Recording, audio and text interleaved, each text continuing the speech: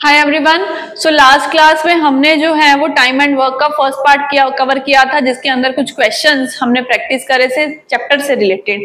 आज की इस वीडियो में हम 11th से स्टार्ट कर रहे हैं। सो अगर इससे पहले आपने पिछली वीडियो नहीं देखी तो उसको कवर कर लीजिए, वो क्वेश्चंस का सॉल्यूशन देख लीजिए, फिर इसको स्टार्ट करिएगा। सो आज का फर्स्ट क्वेश्चन क्या है? A man can complete a work in 2 days whereas 4 women can complete the same work in 4 days while the 5 children can complete the same work in 4 days। मतलब यहाँ तीनों के तीनों मिलके 4 दिन में काम कर रहे हैं, तीनों categories man, women and children की। बट मैन जो है, कोई भी एक मैन, ए मैन लिखा है ना, वो 2 दिन में कर देता है। 4 विमेन वो सेम टास्क 4 दिन में करती हैं, और 5 जो है बच्चे वो मिलके उसी सेम टास्क को 4 दिन में करते हैं। तो यहाँ आपके पास टाइम भी दिया जा रहा है और उनका अलग अलग से प्रोपोर्शन भी दिया जा रहा है।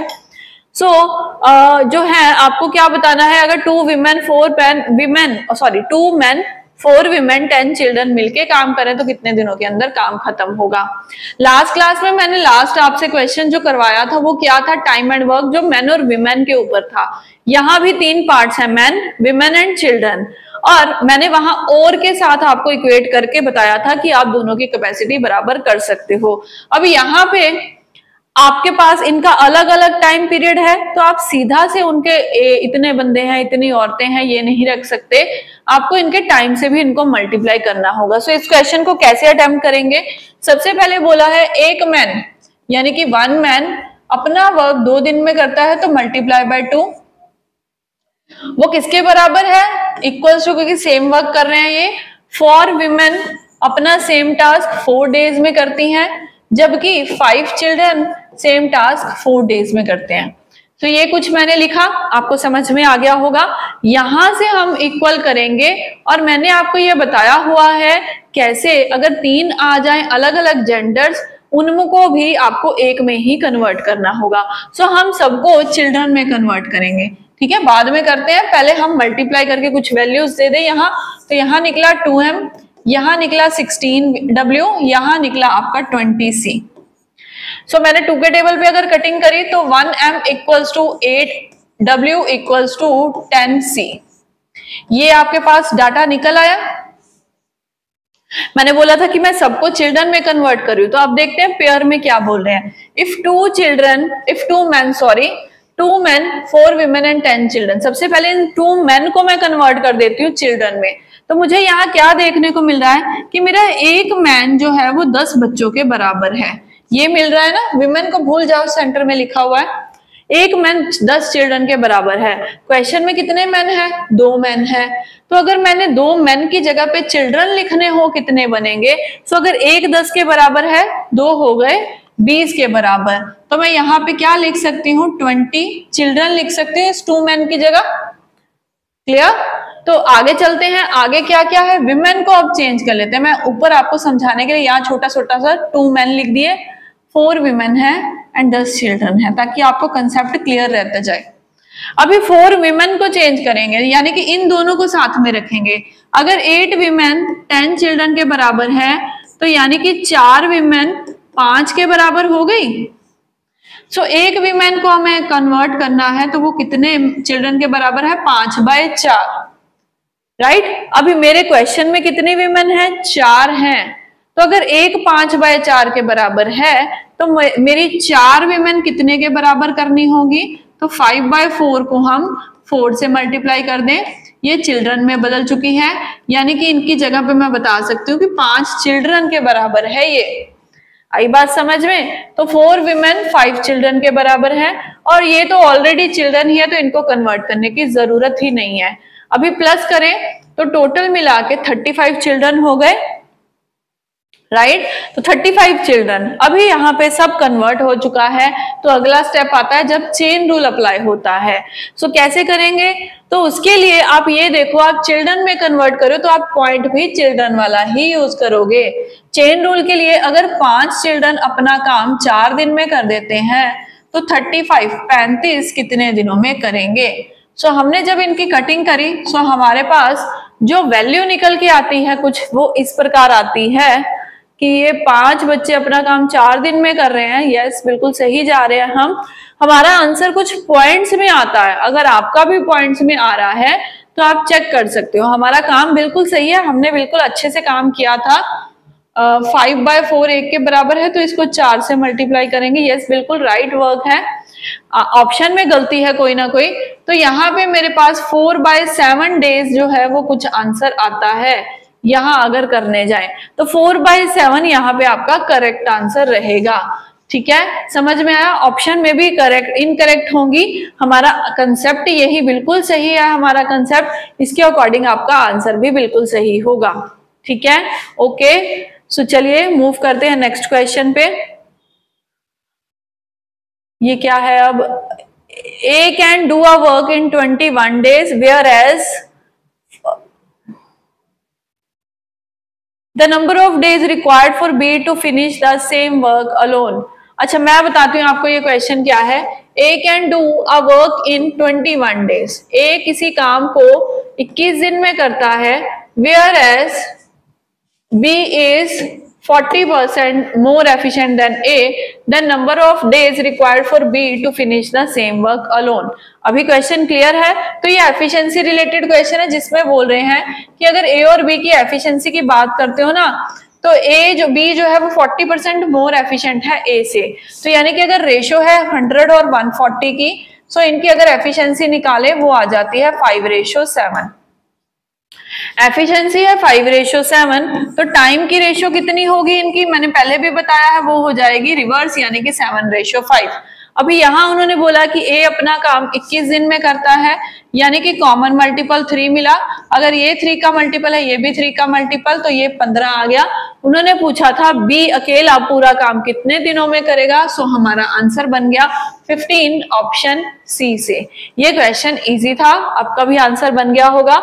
अभी चलते हैं नेक्स्ट वन पे। A can do a work in 10 days. Efficiency of A is 20% less than B. Then how many days B need to? बिल्कुल सेम क्वेश्चन है पिछले की तरह। अगर A और B की एफिशिएंसी की बात करी जाए तो यहाँ कहते हैं A की एफिशिएंसी 20% कम है B से। अगर B की एफिशिएंसी 100 है तो A की एफिशिएंसी 80 है। जबकि जब रेशो निकाली तो 4:5 आई एफिशिएंसी की रेशो। टाइम की रेशो क्या हो जाएगी? फिर से रेसिप्रोकल, यानी कि उल्टा, यानी कि रिवर्स, जो कि 5:4 है। यहाँ ए का वर्क अकेले का बताया हुआ है 10 दिन का, तो कॉमन मल्टीपल निकला 2। अगर ये 2 का मल्टीपल है, ये भी 2 का मल्टीपल, तो बी का आपके पास नंबर ऑफ डेज आ गए, option C, that is 8 days. So done, 8 days यहाँ पे हमारा आंसर आया।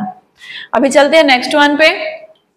अगर बी की एफिशिएंसी 25% ज्यादा है ए से, सेम क्वेश्चन है, मतलब अगर ए 100 है एफिशिएंसी में तो बी 125 है। जब रेशो कैलकुलेट करेंगे तो टाइम पहले एफिशिएंसी की रेशो निकाल दे, तो ये आ जाती है हमारी 4 और ये आ जाती है 5।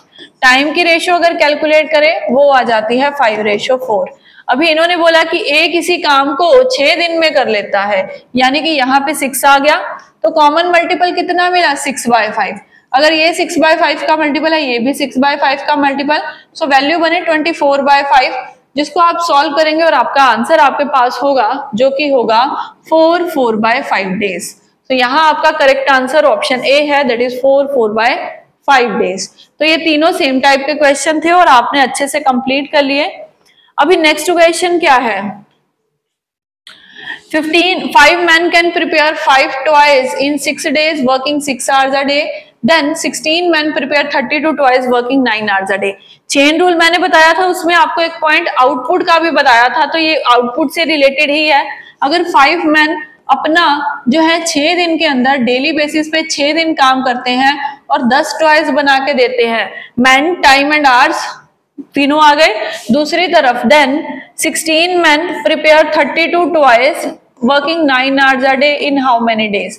तो डी आपको यहाँ कैलकुलेट करना है। अभी क्या करें, आमने सामने कटिंग करने की कोशिश करते हैं।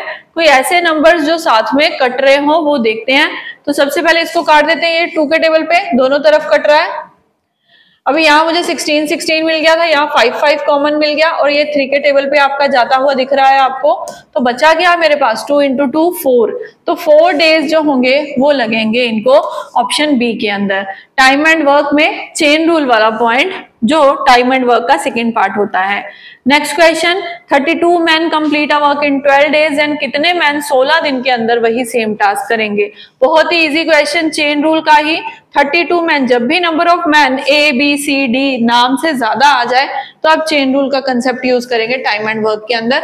तो कितने मैन 16 डेज में करेंगे, जब हमने इसको कैलकुलेट करा हमारे पास आंसर बन गया 24। तो वो 24 मैन है, यानी कि ऑप्शन बी जो सेम टास्क को खत्म करेंगे। सो मूव करते हैं नेक्स्ट वन पे। some men promised to do a work in 18 days but 6 of them went on leave, so the remaining took 20 days to complete the work। अब इस case में क्या है, मिलके तो काम कर रहे थे बट कितने कर रहे थे स्टार्टिंग में नहीं पता, फिर भी उनमें से भी 6 लीव कर गए। तो बताओ रिमेनिंग वर्क 20 डेज में अगर हो रहा है तो ओरिजिनली कितने बंदों ने काम स्टार्ट करा था। सो इस क्वेश्चन में मैन नहीं है, चेन रूल तो लगेगा हमें पता है, एम ले लिया उसको, ये 18 डेज में करते हैं। अभी उनमें से 6 जो है मिस हैं, तो एम में से 6 बंदे नहीं आए तो मैंने माइनस कर दिया, ये अपना काम 20 डेज में करते हैं। अब आपको इनको कैलकुलेट करना है, तो 18 इंटू एम 18m, यहाँ पे इसको मल्टीप्लाई करें, सो 20m माइनस 120 रहेगा। अभी ये दोनों एम वाले एक साइड गए तो माइनस 2m हो गया, यहाँ पे आपके पास माइनस 120 है। जब हमने इनको कैलकुलेट करा m की वैल्यू हमारे पास 60 आ गई। तो 60 थे ओरिजिनली मैन जो स्टार्टिंग में आए थे, m ही आपको फाइंड आउट करना है। सो डी ऑप्शन 60 यहाँ पे आपका करेक्ट आंसर है। चलिए चलते हैं नेक्स्ट पे। अगर x किसी वर्क का 3/4 जो है वो 12 दिन में करता है, तो बताओ x उसी काम का 1/2 हाफ कितने दिनों में करेगा। सो ये क्वेश्चन मैंने आपको बताया हुआ है कि जब भी ऐसे बोल दे टोटल वर्क का 3/4, तो आप इसको कैसे करेंगे, मतलब टोटल वर्क को आप t मान लो। अगर वो टोटल वर्क 12 दिनों में करता है, आपको पता होना चाहिए x का टोटल वर्क कितने दिनों में हो रहा है, तो t निकालने के लिए आप क्या करेंगे, इस 3/4 को यहाँ लेके जाएंगे तो ये 4/3, और जब हमने इसको सॉल्व करा हमें पता चल गया t अपना पूरा टास्क 16 दिन के अंदर खत्म करता है। बट क्वेश्चन की रिक्वायरमेंट क्या है, हाफ कितने दिनों में करता है। अगर 16 वो डेज लेता है किसी काम को करने के लिए, तो उसका हाफ यानी कि 8 डेज के अंदर वो अपना काम कर देगा, अगर हाफ करना है उसको। तो यहाँ पे आपका राइट आंसर 8 बनेगा। सो डन, सी ऑप्शन यहाँ पे आपका करेक्ट आंसर है। अभी चलते हैं नेक्स्ट क्वेश्चन पे। एक कॉन्ट्रैक्टर ने एक कैनाल बनाने का टारगेट लिया जो कि 12 किलोमीटर लंबी है, यानी कि आउटपुट आपके पास है 350 डेज के अंदर का टारगेट है, और 45 मैन उसने एम्प्लॉय कर दिए।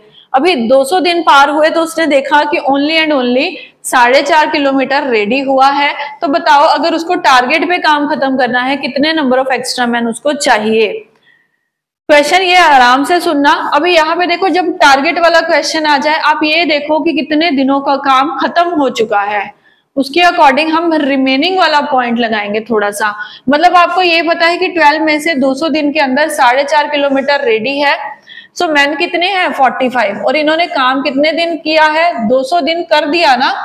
तो हम क्या करेंगे, 200 दिन जो चले गए हैं उनमें से अब कितने दिन रह गए हैं आप वो यूज कर सकते हो, या आप ये लगा सकते हो कि ये 200 डेज काम करेंगे, राइट।